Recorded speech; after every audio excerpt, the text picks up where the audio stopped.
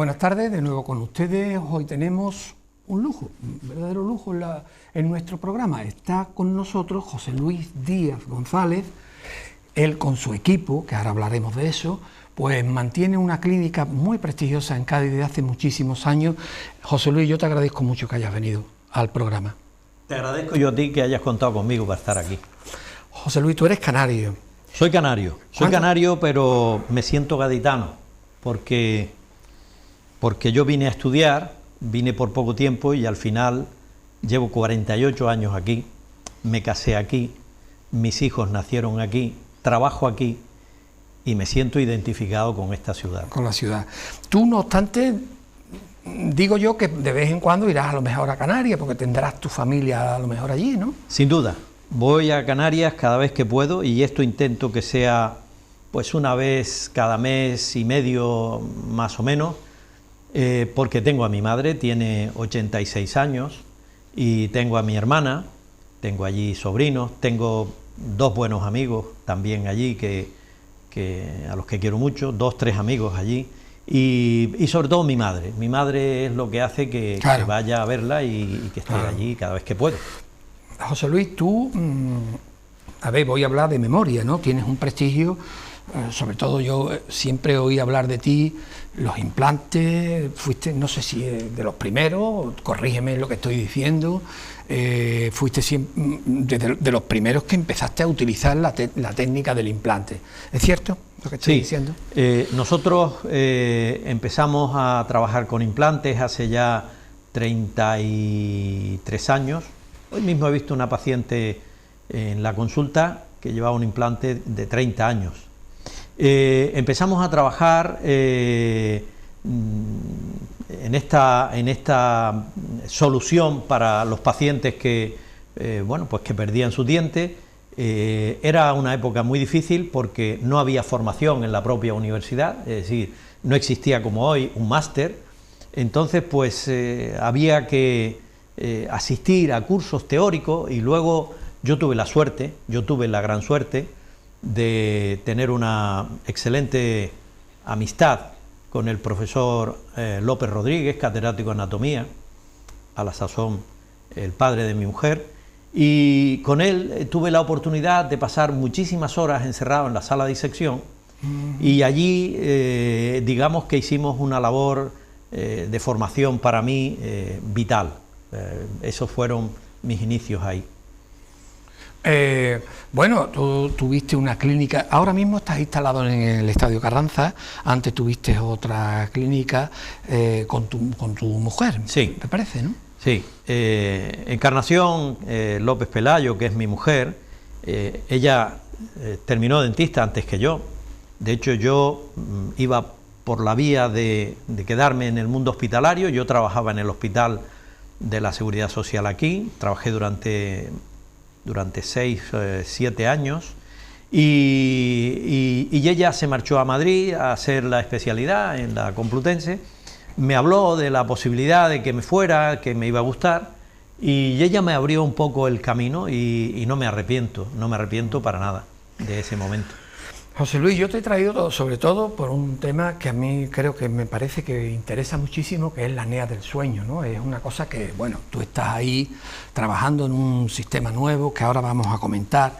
Antes, no obstante, me gustaría saber si en el tema de los implantes, a lo largo de estos años, no sé cuánto tiempo llevas con la técnica, pero si ha habido realmente un avance extraordinario, ¿cómo lo ves esto? Rafael, ha habido un avance extraordinario que lo estamos viviendo todos en todo. El mundo digital ha venido para quedarse, ha venido para cambiarnos la vida, ha venido para que trabajemos mejor, ha venido para que podamos diagnosticar mejor e incluso ha venido para que hagamos nuestras cirugías mejor. Rafael, yo hoy en día, después de miles de implantes colocados y rehabilitados, nosotros colocamos los implantes, pues lo que yo te puedo decir, como a mano alzada, ¿no? Es decir, hacías la planificación, pero luego, hoy esto es impensable. Nosotros hoy trabajamos con la cirugía guiada, La cirugía guiada consiste en escanear la boca del paciente, hacer una imagen, un CBCT, que es una imagen en 3 dimensiones. Hay un programa que va a unir estas imágenes, vas a diseñar la prótesis y vas a colocar el implante en el sitio ideal con el perfil perfecto para que ese implante reciba las cargas. De manera que ya no hacemos esas incisiones, esos despegamientos. Es como pensar que hoy para operarte el apéndice o la vesícula te abrieran la barriga, se hace por laparoscopia. Claro. Pues algo parecido, claro, algo parecido. Claro. Es un gran avance. Es un gran avance. ¿Cómo podríamos, entonces, las diferencias entre unas clínicas, otras clínicas, unos profesionales, otros, estriba en qué, crees tú? Bueno, yo creo que estriba en que tú, primero, no te creas que ya has llegado al techo, ¿no? O sea, tú has llegado ya a una posición donde lo sabes todo. Este es el primer día de tu fracaso, de tu caída, ¿no?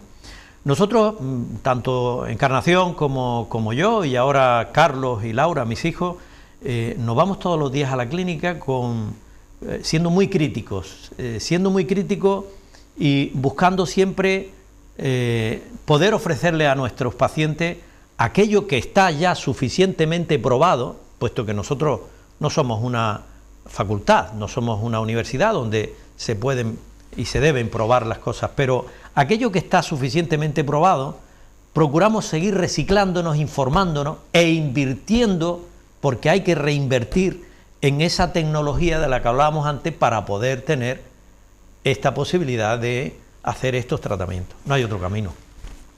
Yo he visto como tus hijos empezaban a estar contigo y hoy son ya una realidad. Me imagino que estarás súper orgulloso porque yo te puedo decir que a mí me han tratado personalmente y estoy encantado con ellos dos, ¿no?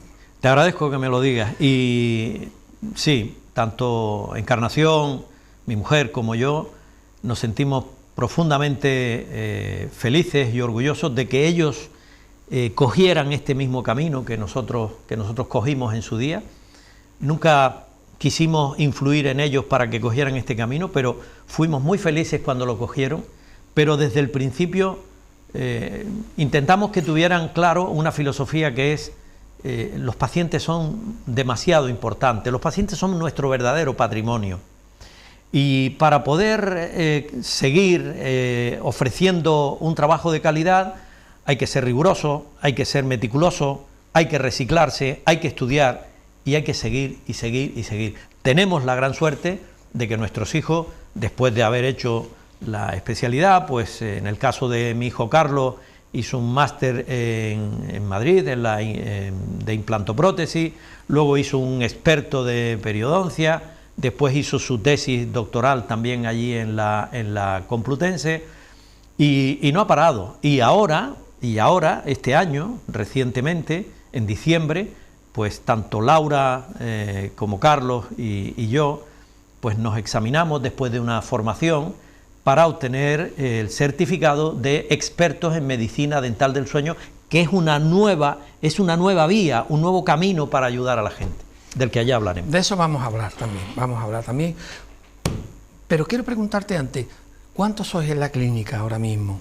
Nosotros ahora mismo en la clínica está como Encarnación, que es la más veterana, la fundadora, estoy yo, está Carlos, está Laura, y luego tenemos a nuestro equipo, que es Cecilia, que es la persona que está en recepción, está Eva, que es higienista, igual que también Martín, que es higienista, y Pilar, que es una excelente colaboradora. Es un equipo al que intentamos, igual, que se reciclen con nosotros. En este periodo de pandemia hemos asistido a muchísima formación online, como todo el mundo, ¿no? Y es la manera, porque nosotros solos no podríamos hacerlo. Claro. Tenemos que tener un equipo, como tú tienes un equipo ahí detrás para hacer eso. Es verdad, que son excelentes además. José Luis, ¿habéis notado un poco el tema de pandemia, menos pacientes o...? Mira, nosotros cuando el 14 de marzo se declaró la situación dramática del estado de emergencia, de alarma, inmediatamente sacamos a nuestro personal de la clínica, excepto nuestra recepcionista, que se pasó a teletrabajar. nosotros desde el primer día atendíamos a los pacientes que llamaban con un dolor o con un problema, y lo que hacíamos era que nosotros mismos, uno hacía de dentista y otro de ayudante, para poder atender todo el mes de marzo, todo el mes de abril. Estuvimos cerrados, pero atendíamos. De hecho, hubo un caso de una señora que tuvo un accidente muy serio, cayó y se rompió todos los dientes. Pues nada, la atendimos, la operamos, le resolvimos los problemas. Después, a partir del 4 de mayo, empezamos a trabajar y bueno, mira, los dentistas hemos vivido ya situaciones dramáticas, no tan dramáticas como el COVID-19, pero hemos vivido el SIDA, la hepatitis B, el ébola, en fin, hemos vivido muchas situaciones y estamos acostumbrados. Para nosotros protegernos y proteger a nuestros pacientes es normal. Ahora hemos incorporado más medidas de consenso que sirven, evidentemente, claro que sí, pero estamos muy acostumbrados a esto. Es un preparados para todo. Seguro, y entonces la gente viene a la consulta. Exacto, sin problema. Sí, normal. Lo hacemos todos los dentistas, no nosotros. Sí, todos los dentistas. José Luis, apnea del sueño. Sí. Porque yo un poco te he traído porque es un tema importante, ¿no? Vamos a ir un poco paso a paso. Vamos primero a definir una cosa que aparentemente no tiene importancia, pero que la tiene y mucha. Se llama apnea del sueño. ¿Qué es la apnea del sueño? La apnea del sueño, que es apnea, hipoapnea, son dos situaciones que luego explicaremos. Vale. La apnea del sueño, para entendernos y que la gente pueda entender lo que hablamos, es una enfermedad crónica que se produce durante el sueño y que consiste en el colapso de las vías aéreas superiores, de la parte de la faringe, que es la parte que es colapsable. Y esto se produce por un trastorno neurológico que hace que el paciente durante el sueño pierda el tono muscular. Entonces, esto va a llevar al paciente a tener un cierre parcial de la entrada del aire, que es lo que llamamos hipoapnea, o un cierre total, que es lo que llamamos apnea. Y esto es una enfermedad. Consecuencias importantes. Esto es una enfermedad muy seria porque esa desaturación, esa bajada de oxígeno y ese aumento del CO2, junto con ese esfuerzo respiratorio que hacen los pacientes cuando están durmiendo, que les falta, y aprietan los dientes y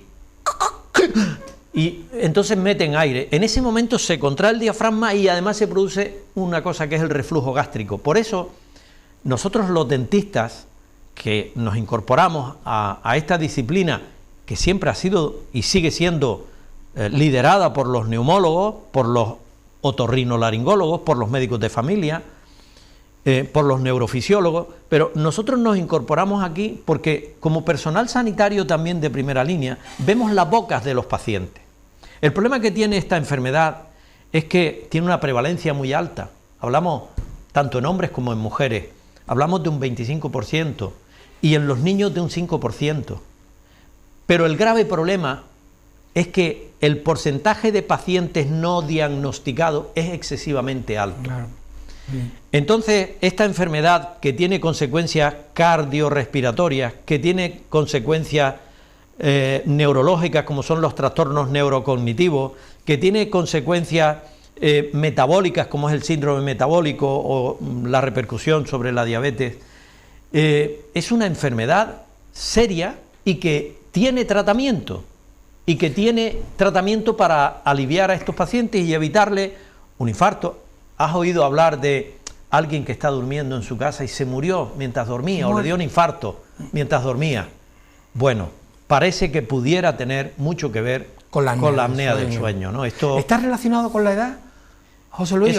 Es una excelente pregunta. Mira, en las mujeres, antes de la menopausia, tienen una incidencia menor que los hombres, por cuestiones hormonales, por los estrógenos. A partir de la menopausia se iguala. Y sí, ciertamente cuanto más edad, porque es una enfermedad crónica que empieza en la infancia, entonces cuanto más edad, mayor deterioro hay. De ahí que hoy otro de los problemas con los que se relaciona en la apnea del sueño es con el Alzheimer, con patologías de este tipo neurológico serio, ¿no? Entonces, todo este problema que se produce cuando el paciente le falta meter aire, oxígeno, para que haya una cantidad de oxihemoglobina que se distribuya por todo nuestro organismo.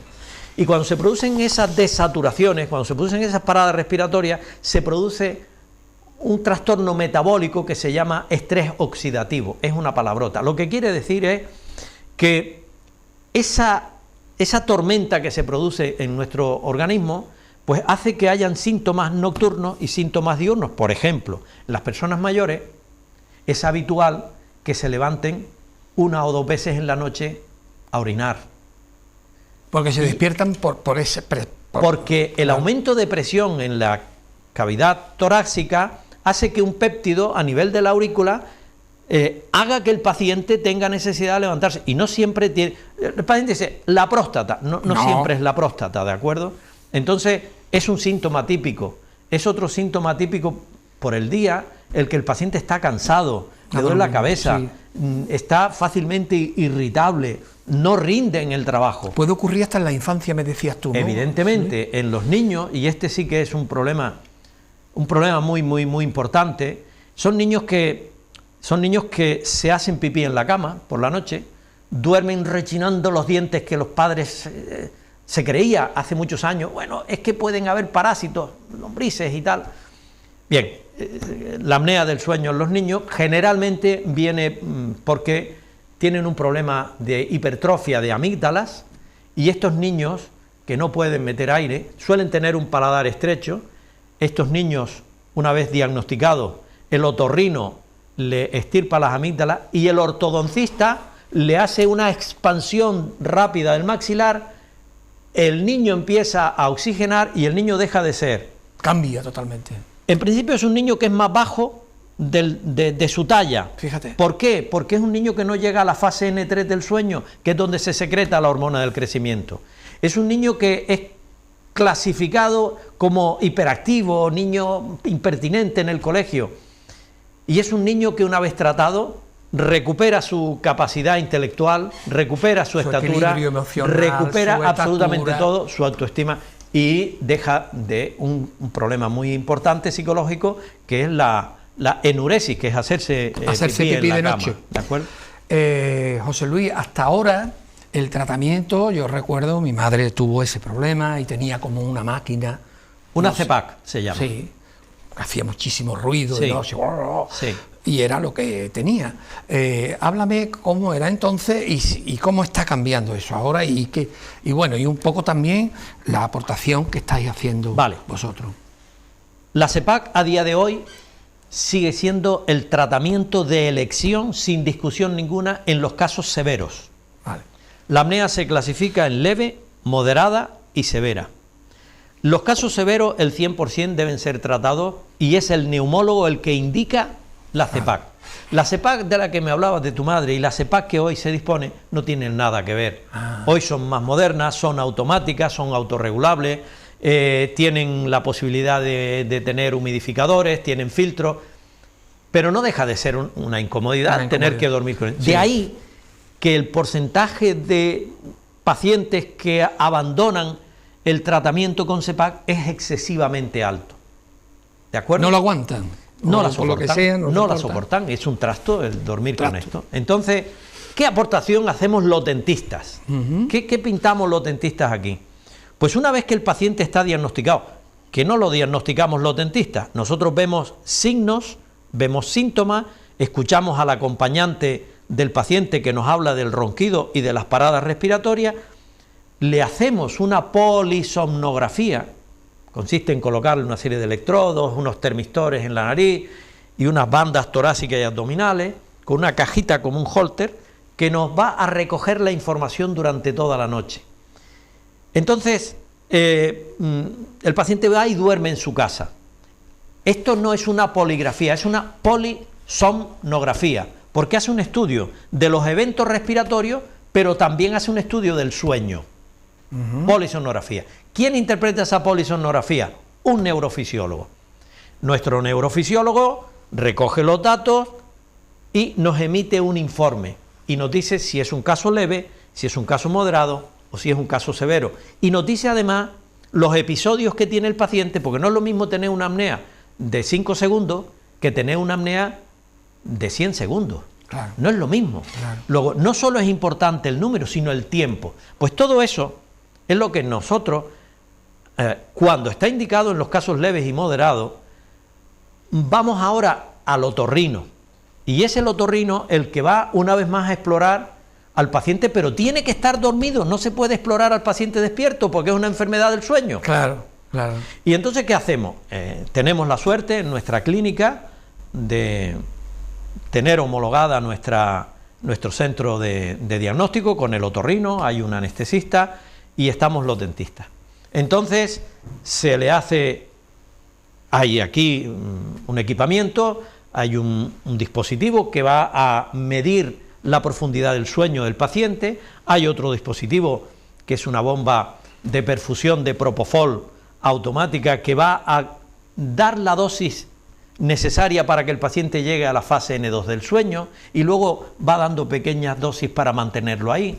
Entonces el otorrino, cuando el paciente está dormido, el otorrino entra con el fibroscopio por la nariz, llega hasta la entrada de la laringe y desde ahí va subiendo y nos dice a qué nivel se produce la obstrucción, porque el neurofisiólogo nos dice que hay una obstrucción, pero no a qué nivel está. Entonces, cuando el problema es un problema de la hipofaringe, porque la lengua, la amígdala lingual produce un cierre, nosotros, que gracias a un equipo también de aquí de la zona, es un equipo de ingenieros de Jerez, y durante la pandemia hemos trabajado durísimo con ellos para diseñar este dispositivo, el grupo de Tres Dalia, de mi amigo Daniel, y toda la gente que tiene, que son gente que se han volcado con nosotros. Entonces, nosotros, el otorrino nos dice, avanza la mandíbula, pero avánzala cuantificando, avanza 1 milímetro, avanza 2 milímetros, avanza, y vamos viendo en la pantalla si se abre la vía aérea. Cuando se abre la vía aérea, en ese punto paramos. ¿Y por qué paramos en ese punto? Porque es una enfermedad crónica que no queremos coger el 70%. Claro que vas a mejorar. ¿Y qué pasa dentro de 3 años si cogemos todo ese recorrido? José Luis, una pregunta. Sí. Teníamos antes la solución que habías dicho tú, pero vosotros estáis ofreciendo otra solución más cómoda. Eso es. Nos faltan 2 minutillos, te lo digo porque, Acabo ya. porque Acabo es ya. importante esto. ¿Qué aportamos entonces? Cuando el otorrino nos dice que el paciente se mejora, lo que vamos a hacer es un DAN, D-A-N, dispositivo de DAM, dispositivo de avance mandibular. Es decir, vamos a, una vez más, el mundo digital, escaneamos la boca del paciente en esa posición, eso se envía, se fabrica un dispositivo que viene, que le colocamos al paciente y que vamos a colocar al paciente en esa posición para que tenga su vía aérea abierta. Luego le hacemos seguimientos cada 15 días, luego a los 6 meses y estabilizamos el paciente y ahí se trata, de esa manera se trata al paciente. Bueno, básicamente hay mucha mayor comodidad en el aparato que se le pone. Cuando está indicado, sí. Cuando está indicado, porque si hay un caso grave, comentabas tú antes que tenemos que usar la solución de siempre. Siempre. Pero puede ocurrir que sea un caso, además detectáis en qué situación está para poder la apertura de aire, etcétera, etcétera, y ahí estáis ofreciendo eso. Eso es, vale. Eso es. Perfecto. Que además eres tú, pero también están tus hijos. Está Carlos y está Laura, que también son expertos en medicina dental del sueño. De hecho, este es un camino, pero a mí me apasiona, pero este es un camino que son ellos los que van a seguir avanzando. Lo que pasa es que yo me lo paso muy bien con ellos. Claro. Bueno, pues nada, José Luis, pues ha sido un verdadero placer tenerte aquí. Y me encanta que en Cádiz siempre se habla, bueno, que Cádiz está no sé cuánto, que si está bien, que si está mal. Hay gente preparada, hay gente estudiosa y hay gente con visión de futuro. Y bueno, ahí estás tú y yo te voy a agradecer que hayas venido y me encanta que sigas ahí, ¿no? Que en la brecha. Y yo te agradezco, Rafael, muy sinceramente que hayas contado conmigo para dar a conocer estas cosas, porque intentamos que lleguen a la gente y que quien se pueda beneficiar de ello, pues que lo haga. Efectivamente. Muchísimas gracias. Luis, muchas gracias. Un abrazo enorme. Un abrazo. Virtual. Sí. Y a ustedes, como siempre, muchísimas gracias por estar ahí y bueno, hasta el próximo programa, pues buenas tardes.